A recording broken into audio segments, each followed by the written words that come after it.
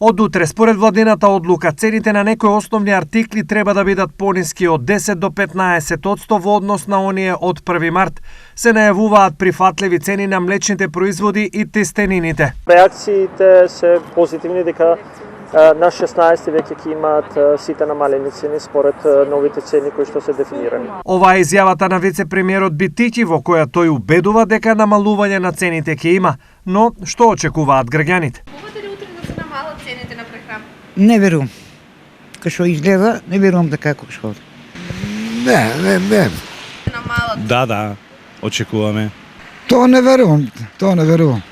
Не верувам дека ќе се намалат. За ефектот од намалените цени по стандардот, граѓаните се поделени, исто како и од организацијата на работодавачи, од каде предлагаат поинаков начин за помош на најзагрозените. Намалена е цената на левот, но не лековите, струјата и други трошоци. Ако така тргнеме, ќе се вратиме во социјализам. Државата не може се да контролира.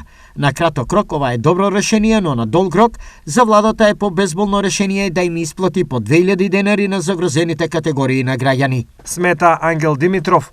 Освен во ефектот од намалените цени, сомнеж има и во трговците дали ќе ја почитуваат владината одлука. Да, доколку трговците не применуваат одлуката на Министерството за економија, односно владата за намалување на цените на определени продукти, во тој случај раčunovođa доколку тврди дека трговецот не е намалил цената, може повисока цена, треба да пријави во државен пазарен инспекторат како надлежен инспекцијски орган кој што ќе изврши контрола кај трговците и се претпоставува без пријава дека би вршеле контрола од утре кај трговците да видат дали ги применуваат овие мерки. Уште поригорозни во оваа насока се од владата, од каде за непочитување на одлуката предвидени се високи санкции. Казните за непочитување на одлуките изнесуваат од 800 до 10.000 евра, во зависност од големината и видот на економскиот оператор. Информираат од државниот пазарен инспекторат. Според владиниот концепт, оваа мерка ќе се спроведува до 31 мај, но во меѓувреме се бара начин